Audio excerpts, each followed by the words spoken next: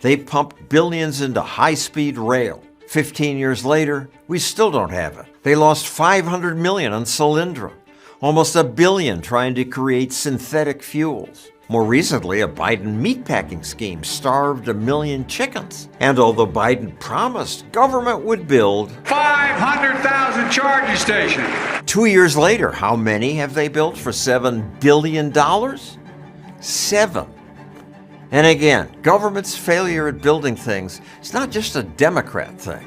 Republicans joined Democrats in grabbing your money to build computer chip factories. we will enable advanced semiconductor manufacturing to make a comeback here in America. Democrats bragged about adding strengths. Diversity, equity, and inclusion. The CHIPS Act contains 19 sections aimed at helping minority groups. You already have a talent problem. Now you're looking at only being able to recruit from a very small minority of individuals. Then you have to do climate pledges. Then you have to hire from unions. But diversity is good, and there's been horrible discrimination in this country. That doesn't mean that you should shift the pendulum back to hire someone because of their race or their skin color if they're a diverse candidate. Despite the billions you spent, most chips are still made in Taiwan. And even when we pay their chip makers, they struggle to build in America. A major Taiwanese chip manufacturing plant will be delayed again. If our government wants chips made in America, they should get out of the way. Micromanaging microchips just slows things down. Even if they get what they promise, doing the numbers, $53 billion and 115,000 promised jobs.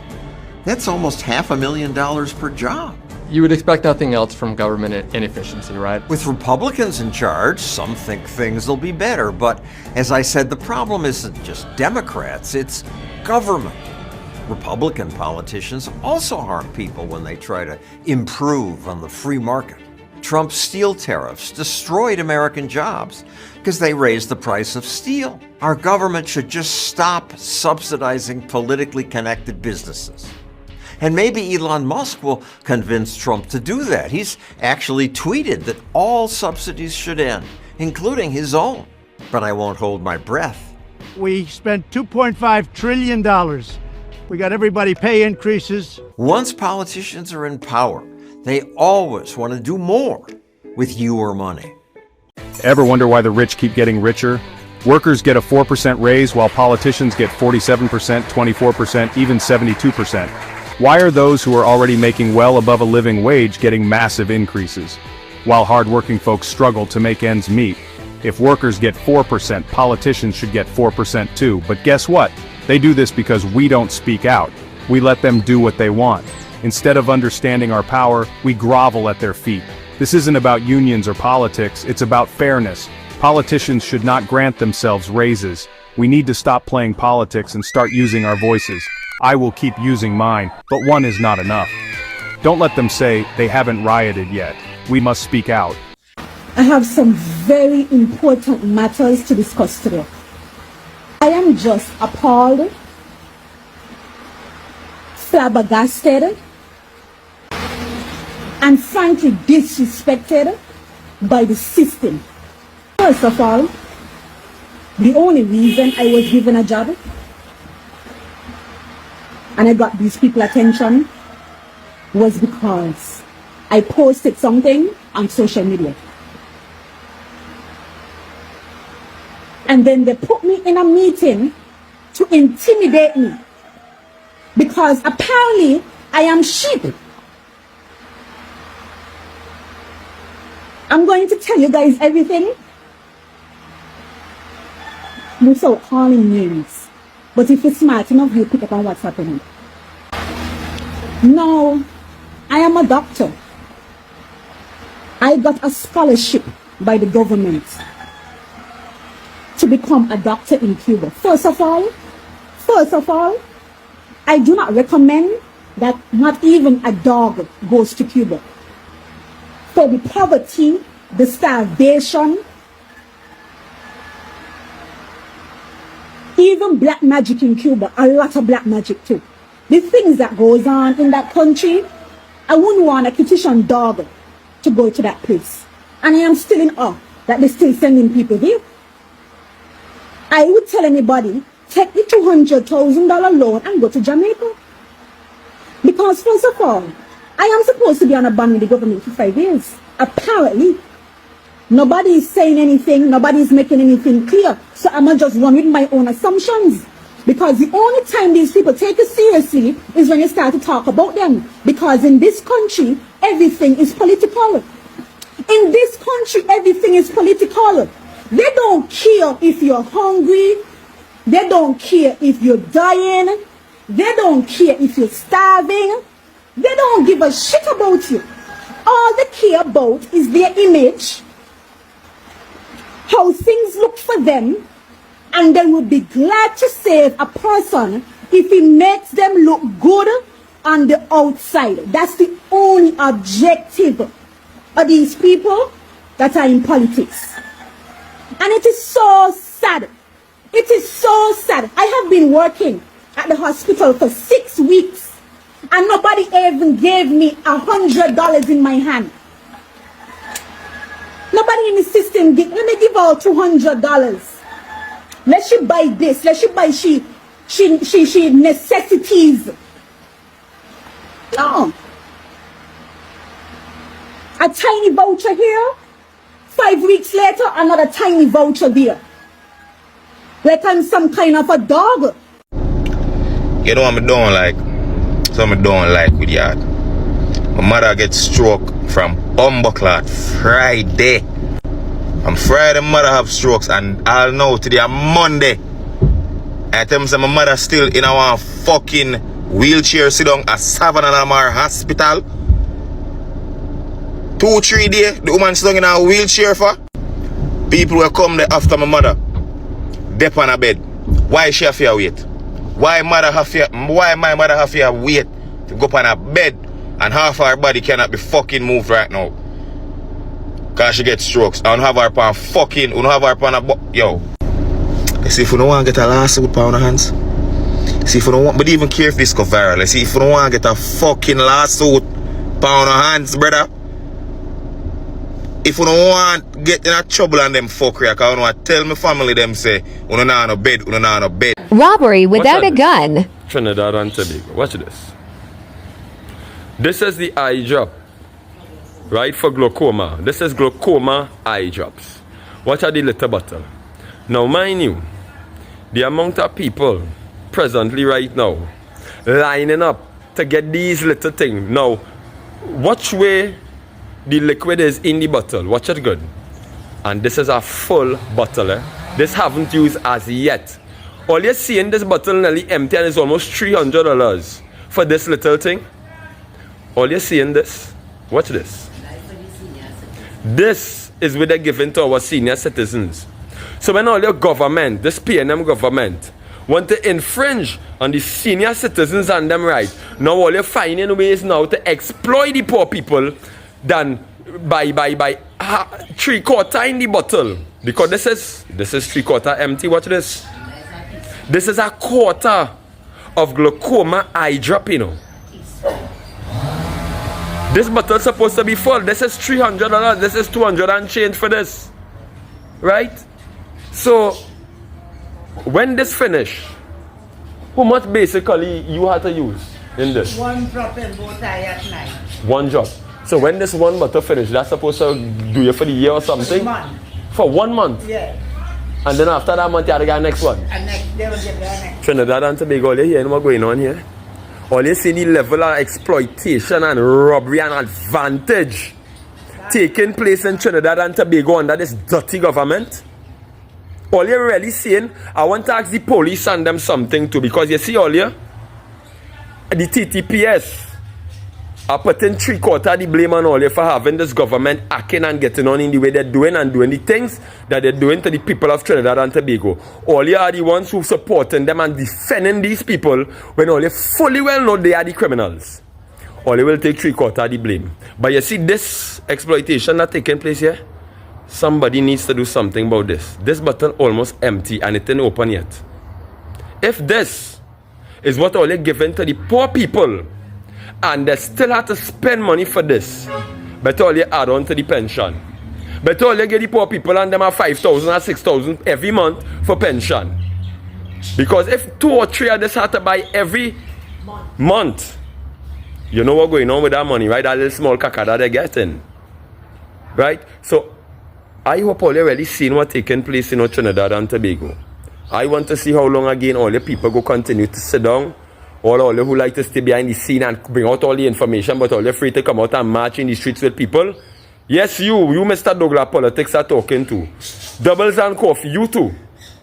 All you behind the scene too long talking, and if all you really want people to come out in a formal way, together as one, yeah, all you needs to do. All you need to be the front. All the lawyers, everybody to come to the forefront and lead the people towards rightness. And stop this old talk. All you just talking, blah, blah, blah, blah, blah, and nothing happening. So it's like all you just talking and waiting to see who will do something first. All you have a responsibility, right? And you see this thing here in my hand? This needs to change. All you need to give people more for their money. This is not justice. Right? Look at this. This bottle is a full bottle. Look at this. This is where the poor people money had to go. Uncle, something had to be done about that. That is wickedness. That is advantage. Right? So again, Trinidad and Tobago, you see how it is shown here.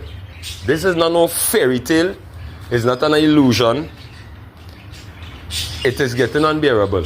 And it's way high class advantage taking place with our senior citizens. We all here had to ask all yourself, all your greedy ones who like to sit down behind the scene and feel nothing will happen to all you when all you reach the age. And when all your ass gets sick, it will be too late for all you to complain then, you know.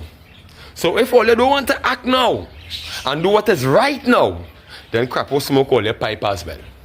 Have a good one. There's this illusion which many people have that the world we live in today is somehow a lot more civilized than the world that existed 100 or 200 years ago. That our barbaric ways of the past are just of the past, and now we live in a time of prosperity and progress. But I'm here to remind you that just because the systems and institutions of colonization, white supremacy, slavery, and oppression do not look the same way they did hundreds of years ago, does not mean that they stopped existing. For example, if we were to take a look at France's colonies in Western and Central Africa, we might easily come to the conclusion that, oh, these countries are free. They have declared their independence many, many years ago. But just because, and that's an important but, just because these countries are independent in name does not necessarily mean that they are sovereign. Little Francie boy was cheeky though. Just before they left those colonies, they made damn well sure that they were still able to maintain a significant degree of economic and political influence over these regions through a new neo-colonial system dubbed La Francifique. They installed their own puppet governments. They created them as a centralized currency called the CFA franc, which heavily favors France in terms of exchange and trade. They created these one-sided contracts, which pretty much takes all of the economic surplus generated by these 23 nations. On textbook, colonialism and neocolonialism can look different, but in essence, they're the same thing. The entire world was rightfully horrified with the genocide committed by Germany in World War II, so they tried their best to prevent something like this from ever happening again. They created these new conventions, these organizations, these policies, these laws, everything to prevent this extent of barbarity and cruelty from ever happening again. And we like to pretend today, these European countries like to pretend today that they have progressed past all this barbarity, past all this cruelty, that they're a lot more progressive. But again, as another genocide is happening in Gaza, in the Congo, in Sudan, that happened in Rwanda, what have these Western countries done? If anything, these Western countries have enabled these barbaric ways, this genocide to happen again. One of the best pieces of advice I ever received about living in Paris is you gotta fight back. You have to fight back. If you're American or you come from a country like maybe Australia or the UK where you're kind of conflict avoidant and overly polite and everything is, oh, how are you? Like, good day. Thanks so much. I don't want to be a bother. Excuse me. Like that type of thing. If that's kind of the culture that you come from, you're going to arrive to Paris and you're going to be like, wow, why is everyone a dick? They're not dicks. They're just very direct, very straightforward. And they are down to fight. And the thing that's confusing is if you're not from here, you didn't grow up here, you're going to think it's mean. You're going to think they're being jerks. You're going to think like, what's the deal? Where's the attitude? But it's not mean. It's not malicious. I've talked about this before. In France, if you are overly apologetic or overly like, oh my God, I'm so sorry, whatever, they don't have a lot of respect for you. They think you're dumb. If you're too nice, they literally think you're kind of dumb. So what I used to do would be like, hey, so sorry, like I don't want to bother you. Could you please help with this? And sometimes that works. But sometimes I would get someone who would just be like, bah no. And then I'd be like, okay, but, and they'd be like, no, madame, c'est non, c'est pas possible. And they just keep going. And I'd like walk out crying and be like, why is it like this? And I made many videos like that. And then guess what happened? French people left comments on my videos and they said, Amanda, you need to fight back. And I was like, but I don't want to fight back. I am not a fighter. I don't want to do that. I don't want to get into arguments. And they're like, you have to. Like it's not, as we said, it's not mean. It's not malicious. It's just how you got to do business over here. And I was like, oh my God, fine. So I tried fighting back. And of course it worked. Of course, my life turned right around and I had all these little interactions that to me as an American felt super fucking hostile, but they're not. It's not hostility. It's just normal. Let me give you a great example. So this morning I had the guy coming from Darty to put the cable on my oven and install it, right? Because I had to buy the cable. I got an SMS, a text message that said that my rendezvous, my appointment was from 9 a.m. to 11 a.m. So I need to be at my house. I was like, no problem. So I got up early this morning and I left my house at 8, planning to be at my new apartment by like 8:30 at the max. That gives me a full 30 minutes before my rendezvous, right? I get a call from the guy from Darty at 8:20 and I'm like, oh, hey, he's like, hey, I'm going to be there in 5 minutes. And I was like, oh, okay, well, I'm in an Uber. I'm on my way. So I'm in an Uber. He's like, okay, no problem. But still, he's early. Like, I'm like, okay, he's early, but that's fine. I am in an Uber. But my Uber this morning decided it was a good day to do the Tour of France. He dicked around, kept changing his location. It got like changed like 6 times. Homeboy calls me back and he's like, hey, I'm here. And I'm like, okay, I'm still in the car. Like, sorry, I'm on my way. Starts yelling at me. Oh, mais madame, tu m'as dit 10 minutes. No, I'm waiting for you. He's just screaming. I, at one point, have to go, can I talk? Monsieur, je peux parler? Monsieur, like, est-ce que je peux parler? Because he just keeps speaking over me. He's yapping over me. And eventually, when he shuts the fuck up and I can say something, I'm like, Monsieur, our rendezvous was for 9 a.m. It is 8:45. I am still on time. You are early. I love that you came early, but I'm not expected to be in my house until 9. I was trying to be there before, but like I have done nothing wrong here, bro. Like nothing. He's just yapping, screaming. And then he's like, fine. Then I'm going to come back at 11. And I'm like, that's when the appointment is supposed to end. So like, you're just being a dick, but I'm like, fine, that's fine. Come back at 11. Go ahead. Got off the phone with him. Called Darty immediately. I called Darty. This is the first time I've ever done this. I've never in my life called customer service in France. But today I was like, this guy's a fucking asshole and I don't really want him coming to my house if he's going to be like that. So I called Darty, explained the situation. The woman's like, oh my God, I'm so sorry. Blah, blah, blah. Darty customer service is 10 out of 10, by the way. And after I get off the phone, the Uber driver goes, t'as bien fait, madame. He's like, good job. He's like, yeah, you fucking called Darty. You tell on him. That guy's being a dick. And I'm like, yeah, like, thank you. Guess what happens? Guy calls me at like 9:15 and his entire tone has changed. He's like, hey, I'm downstairs. And I'm like, oh, okay. Comes up, super nice. And he goes, désolé, madame. He's like, I excused myself for earlier. Like, it's my mistake. We were early. We were waiting, but you're right. We were early. I'm really sorry. And I was like, that's fine. That's cool. I'll let it slide. And all I'm saying is it's because I fought back and I told on him. But don't let people push you around. And it's not mean. You just have to keep in mind, it's not mean. If someone's being a little spicy with you, you can give it back, but it's not a malicious thing. It's just like, I don't know what you would call it, like how they do business around here. I don't know, man, but like your experience in Paris will change a lot if you can adopt that. Breaking news, TikTok will be banned in the United States on January 19th. So says the Federal Appeals Court in Washington, D.C. The 3-judge panel issued their ruling on TikTok's case just moments ago in this 92-page order. The judges ruled the Protecting Americans from Foreign Adversary-Controlled Applications Act does not violate the First Amendment rights of TikTok or its users. The judges said they realize 170 million Americans use the platform every day, and this ruling could take away a place for them to express their free speech and take away, in some cases, their ability to make money. But the court said Congress knew all that and passed the bill anyway. The court wrote, Congress judged it necessary to assume that risk given the grave national security threats it perceived. And because the record reflects that Congress's decision was considered consistent with long-standing regulatory practice and devoid of an institutional aim to suppress particular messages or ideas, we are not in a position to set it aside. That means the ban is going to move forward. So what's next? Well, likely TikTok will file an emergency appeal to the United States Supreme Court, and there are two options there. Either the court can take this case on an emergency basis, or they can choose not to take the case. They are not required to hear it. Now, if the justices choose not to take the case, this ruling will stand and it's over. If the Supreme Court does decide to take the case, then it is possible that they will put the ban on pause while the case plays out. This is literally happening right now, and I'm going to dig further into that 92-page ruling, and I'll have more throughout the day. The real reason they're banning TikTok is because too many of us escaped the eat, sleep, work cycle. Content creation is work, don't get me wrong, but too many of us became successful on this app. Let's talk about it. Kane just said the other day that the most she's made in 1 month on TikTok was 65 bans. We have TikTok shop affiliates, we have content creators, we have a whole bunch of actual successful, wealthy people on this app. The reason they're banning this app has absolutely zero to do with our privacy and security, sensitive information. Get the fuck out of here. These people need us to come to work. They need us to need a 9-to-5. They need us struggling in order for this American dream, this economy here to prosper.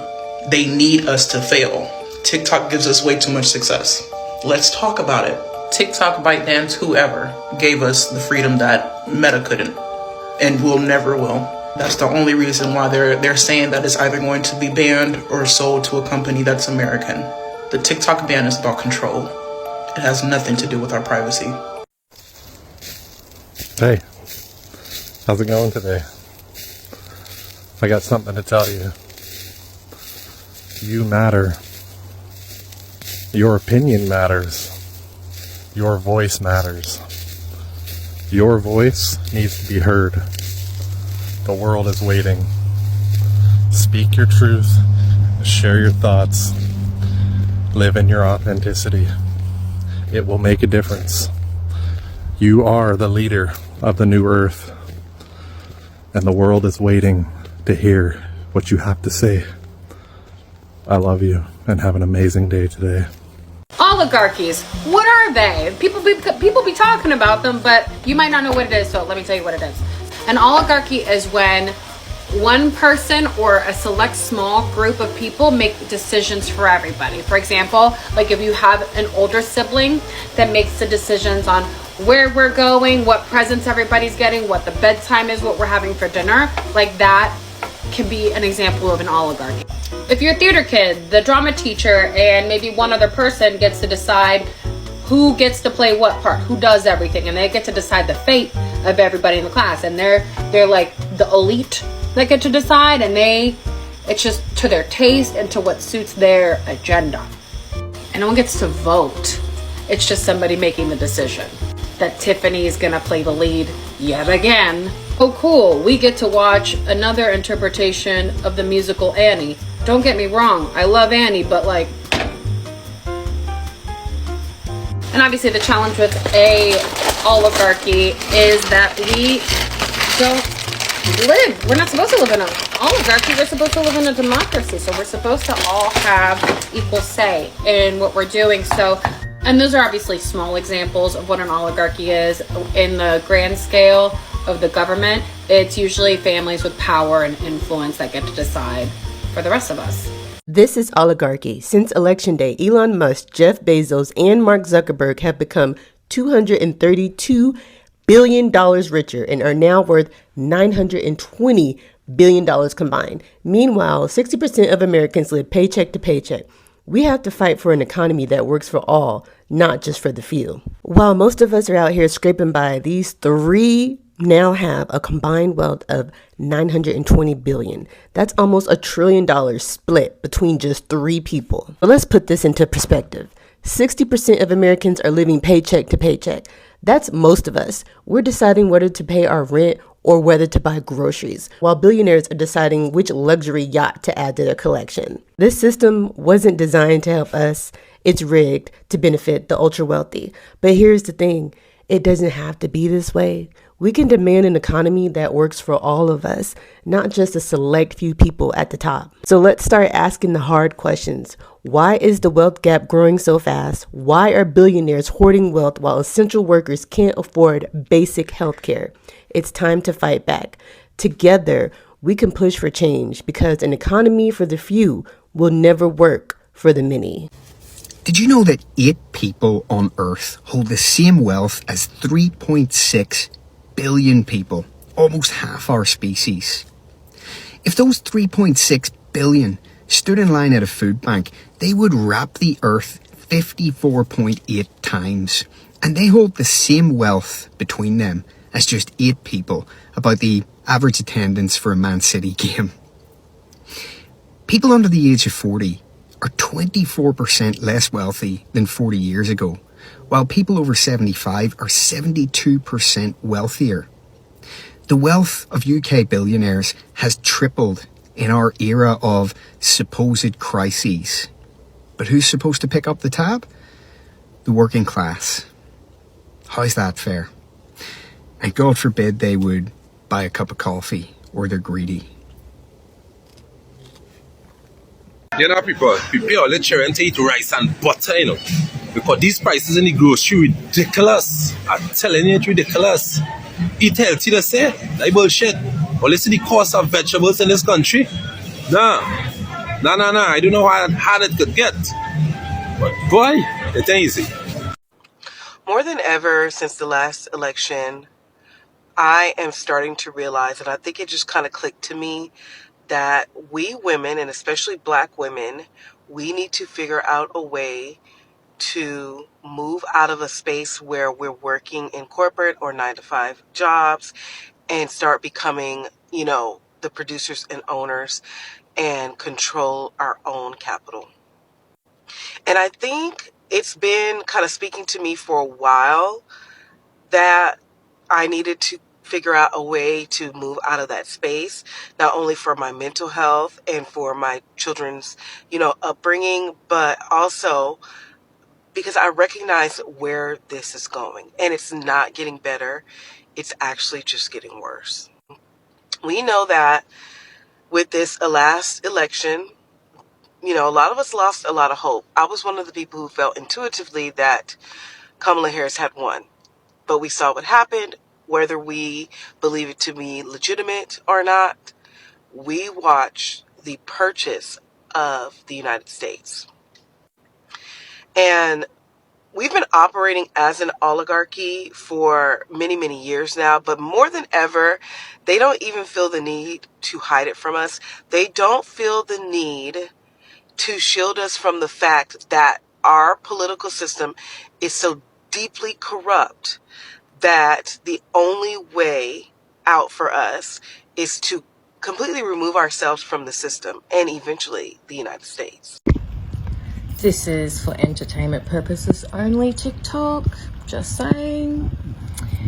But I've just seen a thing on TikTok about the homeless getting kicked out. Most of these homeless people have got jobs. It's just the rent's gone up ridiculously and people are struggling. A warning to GOVs and the councils. Just be prepared. Every decision you guys make pushes the people to take a step further to not taking your bullshit anymore. So keep pushing. Don't say I didn't warn you. Like I say, and it's from the Conscious Wolf. Go follow him on TikTok. Perfect motto. The ants are no longer going to feed the grasshoppers. If you've seen the Ants movie, totally relates to humanity right now. Stand up. So Elon Musk said that he wants to build a company town. That sounds like my own personal hell, actually. I don't think y'all actually know what company towns are, but let me just educate y'all. It's a town completely owned by a corporation, And that includes the grocery stores, that includes the parks, that includes the houses. So, like, everything is owned by Elon Musk or whatever company is going to be, Tesla or whatever. And you're going to live in that little company town, and you're going to drive to the Tesla factory, and you're going to work at the Tesla factory, and then you're going to go to the Elon Musk grocery store and go back to your Tesla house. Like, and that's not a good thing. This is basically turning you into a worker bee. This is like the bee movie for humans. So imagine your day-to-day life and your survival all dependent upon Elon Musk. Doesn't sound too good, does it?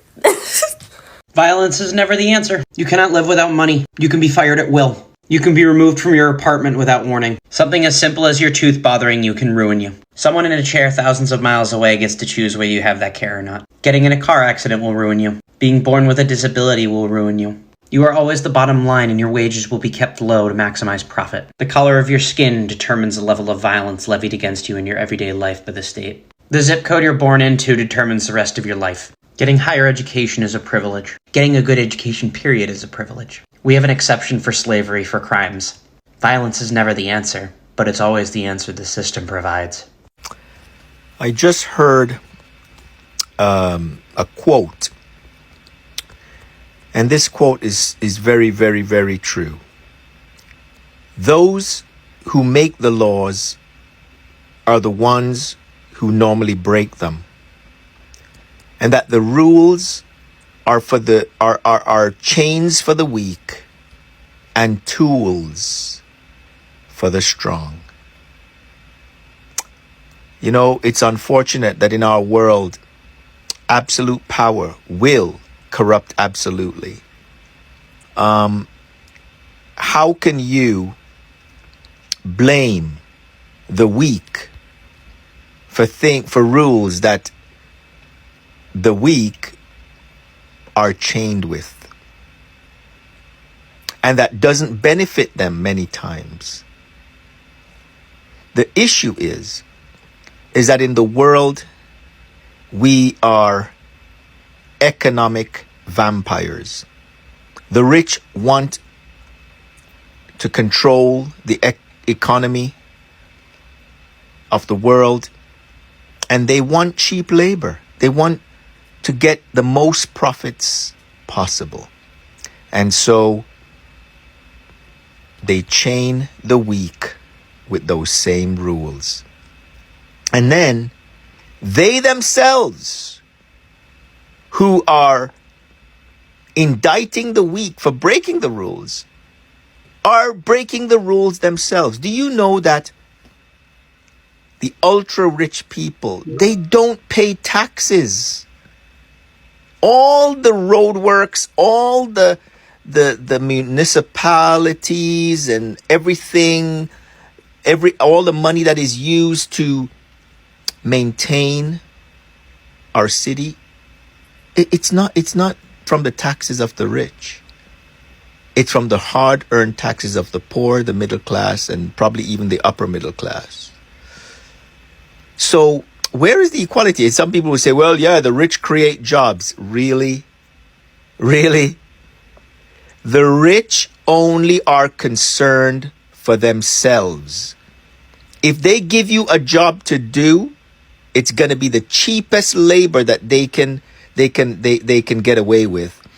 And if it wasn't for the trade unions, and I'm going even as far back as even English history, trade unionists are the ones that fought for wage equality and for better wages. Even in England, the same, barons and viscounts and those kind of people in the monarch, they were oppressing their own people, the working class people, right? Until you had people like trade unions. How do you think the Italian mafia got created? The Italian mafia got created because there were all these landlords overruling regular working people who had to pay rent to live in landlords' apartments and so on. But guess what? The mafia became so powerful that they themselves became corrupted. So absolute power corrupts absolutely. And it's just one of those realities that are part of human existence. But as a TikTok posting that I saw recently says, if I have a gun and you have a gun, then we should be able to come to a reasonable conclusion. But if I don't have a weapon and you do, then what I'm weak. I can't negotiate. You have the power to subdue me either through subjugation or death, or unaliving, I should say, in the TikTok world. These are some realities that we got to face. And I think the more we talk about it, is the more we expose those who don't really think from time to time about these things. And then in the end, we can saturate the minds of people with what reality is so that we can make some changes. And that's what we need. We need changes so that everyone can be happy, everyone can be fed, everyone can be clothed. That we don't have these high rental units that even hardworking people are not able to afford. What are we doing to each other in this world? And yet, those of us who have had the luck to kind of gain a property that we own, in the end, we don't own the property because we have to pay property taxes. We got to pay mortgages to the bank. It's always an economic chain or an economic prison, right? And I'm not saying that we shouldn't be paying for things. I do believe we should be paying for things, but not under a system like what we have today. There's got to be a change, unless deja vu, it's just going to happen again and happen again and happen again, right? And those of us who are weak will be bought by those of us who are not weak, because those of us who are weak, and I'm talking about economically weak, and if we're just going to be weak. And here's the other thing. The weak are always blamed for the economic crisis, when really the engine that drives the economy are the ultra rich. They're the ones that drive the economy. If they pull out their resources, the whole system crashes. If they put money into into the economy, it works. So I wonder who's playing the real game here. It's not us who are working. It's those who control the economic engine in our societies. And so we have to stop fighting each other for the piece of bread and look at ways that we can help each other to drive an economic sustenance or sustainability without totally relying on these ultra rich. They'll never change. They don't have a conscience, and they'll justify any means to keep the money. It's just human nature, and certain things in human nature we need to address and we need to change so that our lives can be beneficial, or we can benefit each other in this challenging world. Who saw the movie The Matrix? Okay. Good. Then we can start from a point of reference. Matrix was a banging movie to me, and the reason why I appreciated it so much was because, do you remember at the end when Neo realized his potential? He started to see the binary code. You remember that? The whole world. Well, that's where I'm trying to be spiritually. I'm trying to see the Word of God in the whole world. So every time that agent throws a punch, I'm like, I see you. Oh, okay. You know, I'm just catching his punches. You know, so I'm not afraid. You know, I'm not afraid because I'm starting to see that. You know, things are just, situations materialize themselves and, oh, he's an agent. You know, but here's the trick. Here's the trick. Here's the trick is that you have to remember that sometimes you can be an agent.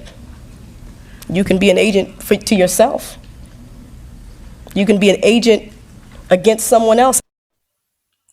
I wonder which part in Trinidad, boy, it have a freedom fighter, boy, with real guns and ammunition and magazines, boy. We're ready to start the revolution to free the people and the land, boy, from colonialism, boy. If that man only jump out now and sound the trumpet are telling you, hey, I'll recruit me now, I will be a part of that, you know. Yeah, this government and the governments and this whole head of state in the country, we have to bring them down. If there are any freedom fighters out there, you know, you're storing your guns for a long time and your bullets for a long time. And as the call to make now, you make the call now, and I'm sure you're going to see real powerful spiritual youth man reach by your doorstep. You want to know what happened to you. Because we done ready. We just want the freedom fighters sound the trumpet now, man. If you had to send it to our WhatsApp group, come on, it must always fight to fucking get the message out. The Mr. Freedom Fighter, dog. Real guns, real bullet. Anytime it's for that, dog, to make sure the people live, dog, and we get honesty, dog, and justice in this country, dog, I don't for that, dog. Freedom Fighter. You don't know me, my name is Black Loyalty. Send it to my, send it anywhere you could send it to me, that Mr. Freedom Fighter. And if any youth out there, well, let's send it out, let the Freedom Fighter here, dog. It must have a man down here, a good man down here, with real guns and ammunition, dog. It's time for this corrupt organizations and them to go. UNCP and them, the president, all of them had to go. Colonialism had to go from on this land, dog. We must get back we land for ourselves, dog. They inherit for ourselves, dog. We must be able to go in the pitch lake and get we material for free, dog. We must be able to go, dog, in the quarries and get we stones and them for free, dog. We don't mind selling it to outside countries, but when coming to we, dog, make sure we good, dog, because the money we be making outside could be enough, dog, to sustain we here, dog. Why is we getting we think free here, dog, and we could build ourselves. You understand? We don't need no fucking colonialism laws down here, dog. Time we have, dog, taking away rights, dog, thieving we money, dog. What how much money you'll make off a property tax? How much money you'll just thief off a property tax? Freedom fighter, jump out now, stamp it now. I volunteer in my service, man. Yeah. So many people are asking me how to start the revolution. What's the first step? What do we do? Where do we meet? Who's gonna be there? What do I wear? I don't know. We're all the revolutionaries. It's not one person. It's not gonna be one person. It's us in our hyper-local communities talking to each other, building community, creating networks of mutual aid. Think about it. The American idea is hyper-individualism, is the nuclear family. The fact that we are isolated from each other is on purpose. The government is afraid of that because what happens when we talk to each other? What happens when we read the banned books? What happens when we go to colleges? That's why they want to ban all this shit. While mass mobilizations are incredibly important, strikes, boycotts, you know, these things, protests, incredibly important. But if the bedrock of all of this is talking to and taking care of our own communities, because for so long we've looked up to the president, to the government, to tell us what to do, to set the rules, to tell us it's going to be okay, and it's not working. What do you call a massive group of people that looks to one person for answers? A fucking cult. That's why we need to create these pockets of community networks in our own communities, because what works for my community in Brooklyn, New York is not going to work for your community in Kansas City. It's not going to work for your community in Florida. It's not going to work for your community in Texas. And even micro within that is if you live in Florida, what's going to work for your community in Tallahassee doesn't work for your community in Miami. As if you want me to tell you what to do, I'll tell you what to do. Start a community group. Talk to your neighbors. Disengage from capitalism wherever possible. Start finding out what you need, what your neighbors need, and then talk to each other. Start there. Okay, guys, so pattern recognition, okay? All the ADHD people, we've been seeing this. All of the spiritual people and the astrology people, they know this as well. But pattern recognition, okay? Pluto goes into Aquarius. A lot has happened. I'm not going to mention everything that's happened so far. But in my current reality, I'm noticing that all of the movie and shows that I've been consuming so far are all about showing you how people can rise up against the people who oppress them, or how wild it is our consumption is. So, for example, I watched Gladiator 2 a couple weekends ago. It was about rising up against an oppressive emperor. I watched Wicked. Wicked is about also too fighting back for your oppressor, standing up for what's right. I'm also watching Dune Prophecy. Exact same thing. Is talking about people trying to rise up against a group of people who are oppressing and hoarding resources. Sadly, a CEO of privatized healthcare has been killed. These billionaires have been building bunkers for a while. We all thought it was because of it could be also too because of climate change. That's probably going to actually come into effect as well. But I feel like they were building bunkers to keep us out because they know that people are getting fucking sick and tired of this. Like, it's getting pretty bad out here if you are not in a certain if you're not in a certain income tax bracket.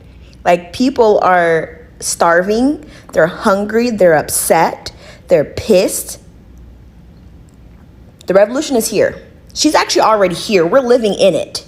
Okay, she is here. Get ready. What if I told you that the end of 2024 might be anything but ordinary? The Simpsons have made 3 startling predictions about 2024 that are too wild to ignore.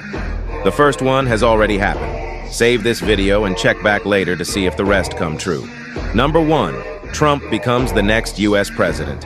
In a memorable episode titled, President Homer Flies into Trump's Hair. During the scene, you can spot subtle hints pointing to Trump's presidential years, 2016 and 2020, and 2024.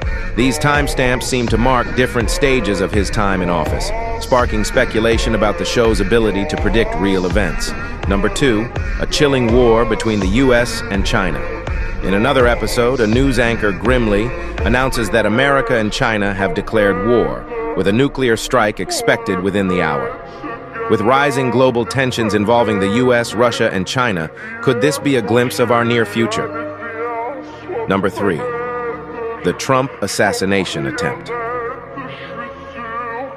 On July 13th, 2024, Donald Trump, the presumptive Republican nominee, survived an assassination attempt during a campaign rally near Butler, Pennsylvania.